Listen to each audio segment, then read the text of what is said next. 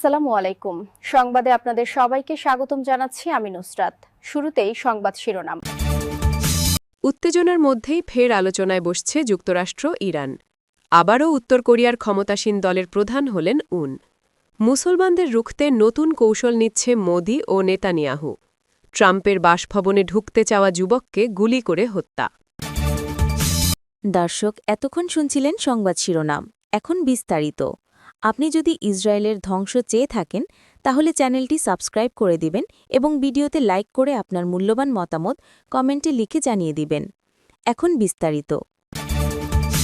সুইজারল্যান্ডের জেনেভায় ইরান ও যুক্তরাষ্ট্রের মধ্যে তৃতীয় দফার পরোক্ষ পরমাণু আলোচনা অনুষ্ঠিত হতে যাচ্ছে বৃহস্পতিবার ২৬ ফেব্রুয়ারি। ওমানের পররাষ্ট্রমন্ত্রী বদর আল বুসাইদি এই আলোচনার বিষয়টি নিশ্চিত করেছেন। দীর্ঘদিনের অচলাবস্থা কাটিয়ে একটি চুক্তিতে পৌঁছানোর লক্ষ্যে মধ্যস্থতাকারী হিসাবে ওমান এই ইতিবাচক পদক্ষেপকে স্বাগত জানিয়েছে। ইরানের প্রেসিডেন্ট মাসুদ পেজেশকিয়ান এই আলোচনা নিয়ে কিছুটা আশাবাদ ব্যক্ত করেছেন। রোববার ২২ ফেব্রুয়ারি এক বার্তায় তিনি জানান, পূর্ববর্তী আলোচনাগুলো থেকে কিছু উৎসাহব্যঞ্জক সংকেত পাওয়া গেছে এবং উভয় পক্ষ ব্যবহারিক কিছু প্রস্তাব বিনিময় করেছে। তবে একই সঙ্গে তিনি সতর্কবার্তা দিয়ে বলেছেন, তেহরান শান্তি ও স্থিতিশীলতার পক্ষে হলেও যে কোনো পরিস্থিতির মোকাবিলা করার জন্য প্রয়োজনীয় প্রস্তুতি নিয়ে রেখেছে। এদিকে ওয়াশিংটনের পক্ষ থেকে পারস্য উপসাগরীয় অঞ্চলে সামরিক উপস্থিতি উল্লেখযোগ্যভাবে বৃদ্ধি করা হয়েছে। মার্কিন প্রেসিডেন্ট ডোনাল্ড ট্রাম্পের বিশেষ দূত স্টিভ উইটকফ এক সাক্ষাৎকারে তেহরানের ওপর ক্রমাগত চাপের কথা উল্লেখ করে জানান, ইরান কেন এখনও তাদের পরমাণু কর্মসূচি সীমিত করতে নতি স্বীকার করছে না তা নিয়ে ট্রাম্প কৌতূহলী। বর্তমানে মধ্যপ্রাচ্যে যুক্তরাষ্ট্রের বিমান ও নৌবাহিনীর উপস্থিতি ২০০৩ সালের ইরাক আক্রমণের পর সর্বোচ্চ পর্যায়ে রয়েছে বলে জানা গেছে। মার্কিন এই অবস্থানের কড়া প্রতিক্রিয়া জানিয়েছেন ইরানের পররাষ্ট্রমন্ত্রী আব্বাস আরাকচি। তিনি স্পষ্টভাবে বলেন, পরমাণু প্রযুক্তি ইরানের জন্য মর্যাদা ও গৌরবের বিষয়, যা ইরানি বিজ্ঞানীরা অনেক ত্যাগের বিনিময়ে অর্জন করেছেন। তিনি আরও জানান, পূর্বের ২০১৫ সালের পরমাণু চুক্তির চেয়েও ভালো কোনো সমঝোতা সম্ভব, যেখানে ইরানের পরমাণু কর্মসূচি শান্তিপূর্ণ থাকার নিশ্চয়তার বিনিময়ে সব নিষেধাজ্ঞা তুলে নেওয়া হবে। তবে বিশ্লেষকদের মধ্যে এই আলোচনা নিয়ে মিশ্র প্রতিক্রিয়া দেখা গেছে। কুইন্সি ইনস্টিটিউটের ট্রিতা পার্সি মনে করেন, ইসরায়েলি প্রভাবে ট্রাম্প প্রশাসন ইরানের শক্তিকে খাটো করে দেখছে এবং অবাস্তব সব দাবি তুলছে। অন্যদিকে ইসরায়েল ক্রমাগতভাবে ইরানের ব্যালিস্টিক মিসাইল সিস্টেম ধ্বংস করার জন্য ওয়াশিংটনকে চাপ দিচ্ছে।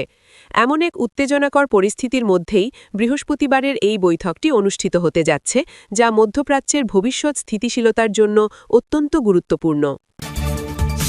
উত্তর কোরিয়ার ক্ষমতাসীন ওয়ার্কার্স পার্টি আবারও কিম জং উনকে দলটির সাধারণ সম্পাদক হিসেবে নির্বাচিত করেছে।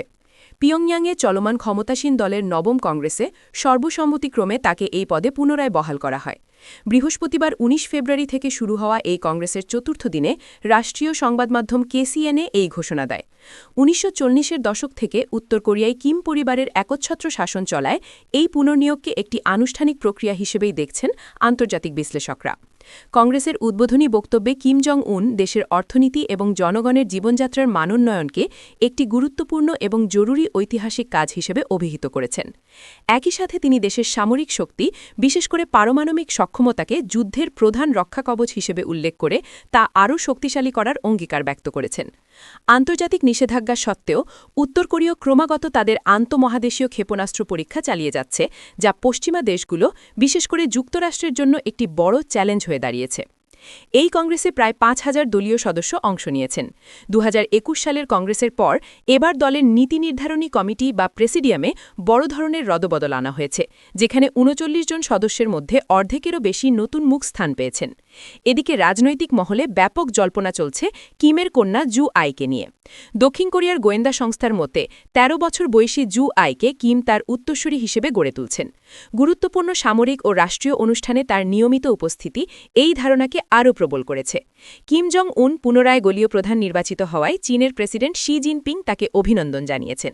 সোমবার ২৩ ফেব্রুয়ারি এক বার্তায় শি জিনপিং চীন উত্তর কোরিয়ার বন্ধুত্বের এক নতুন অধ্যায় রচনার প্রত্যয় ব্যক্ত করেন।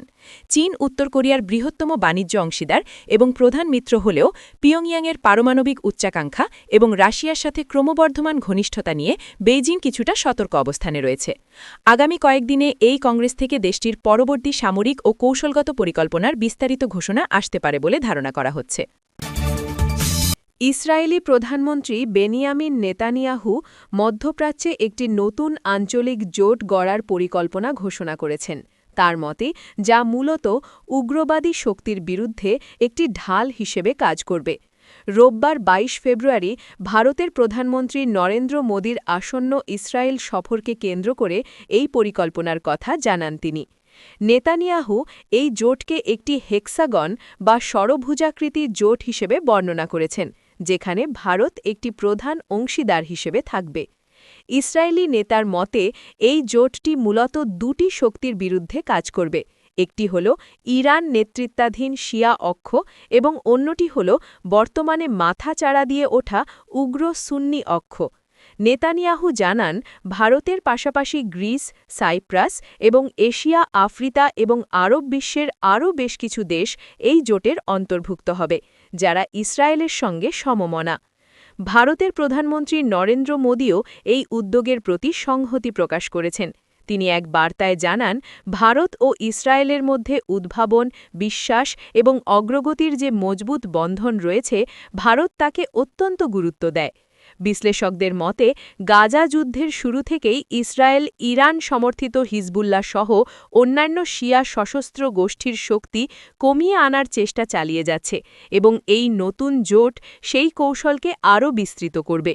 তবে নেতানিয়াহুর এই উগ্র সুন্নি অক্ষ বলতে ঠিক কাদের বুঝিয়েছেন তা স্পষ্ট না করলেও এর আগে তিনি মুসলিম ব্রাদারহুডকে এই তালিকায় প্রধান শত্রু হিসেবে উল্লেখ করেছিলেন। বর্তমান পরিস্থিতিতে তুরস্ক এবং সৌদি আরবের মতো বড় সুন্নি দেশগুলোর সঙ্গে ইসরায়েলের সম্পর্কের চরম অবনতি ঘটেছে। বিশেষ করে গাজায় চলমান হত্যাযজ্ঞের কারণে সৌদি আরব ইসরায়েলের বিরুদ্ধে গণহত্যার অভিযোগ তুলেছে এবং আব্রাহাম অ্যাকর্ডের মাধ্যমে সম্পর্ক স্বাভাবিক করার প্রক্রিয়াটিও এখন হুমকির মুখে। এই ভূ-রাজনৈতিক টানাপোড়েনের মধ্যেই নেতানিয়াহু ভারত ও অন্য মিত্রদের নিয়ে এই নতুন হেক্সাগন জোটের স্বপ্ন দেখছেন। ফ্লোরিডায় মার্কিন প্রেসিডেন্ট ডোনাল্ড ট্রাম্পের মালিকানাধীন মার-এ-লাগো রিসর্টের সুরক্ষিত সীমানার ভেতরে গাড়ি নিয়ে প্রবেশ করার চেষ্টা করার সময় এক সশস্ত্র যুবক নিরাপত্তা বাহিনীর গুলিতে নিহত হয়েছেন। রোববার ২২ ফেব্রুয়ারি স্থানীয় সময় রাত ১:৩০টার দিকে এই ঘটনা ঘটে। সিক্রেট সার্ভিসের মুখপাত্র অ্যান্থনি গুগলিয়েলমি জানিয়েছেন, নিহত যুবকের কাছে একটি শটগান এবং একটি গ্যাস ক্যান ছিল। ঘটনার সময় প্রেসিডেন্ট ট্রাম্প ওয়াশিংটন ডিসিতে অবস্থান করছিলেন এবং রিসর্টে সিক্রেট সার্ভিসের সুরক্ষাধীন অন্য কোনো ব্যক্তি উপস্থিত ছিলেন না। নিহত ওই যুবকের পরিচয় শনাক্ত করেছে কর্তৃপক্ষ। তার নাম অস্টিন টাকার মার্টিন, ২১, যার বাড়ি উত্তর ক্যারোলিনায়। পাম বিচ কাউন্টির শেরিফ রিক ব্র্যাডশ জানান, রিসর্টের উত্তর গেট দিয়ে একটি গাড়ি বেরিয়ে যাওয়ার সময় মার্টিন তার গাড়ি নিয়ে ভেতরে ঢোকার চেষ্টা করেন।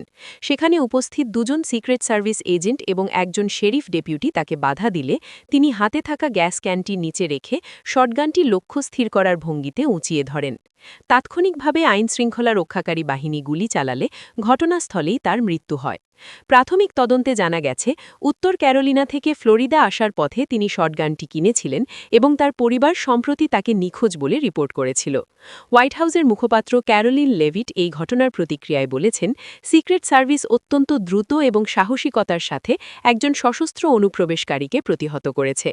এফবিআই পরিচালক কাশ প্যাটেল জানিয়েছেন, এই ঘটনার নেপথ্যে কোনো নির্দিষ্ট উদ্দেশ্য ছিল কিনা তা জানতে সংস্থাটি সব ধরনের সম্পদ নিয়োগ করে তদন্ত শুরু করেছে। তারা স্থানীয় বাসিন্দাদের সিসিটিভি ফুটেজ দিয়ে সহায়তা করার অনুরোধ জানিয়েছেন। আপনি যদি আমাদের চ্যানেলে নতুন হয়ে থাকেন, তাহলে চ্যানেলটি সাবস্ক্রাইব করে দিন।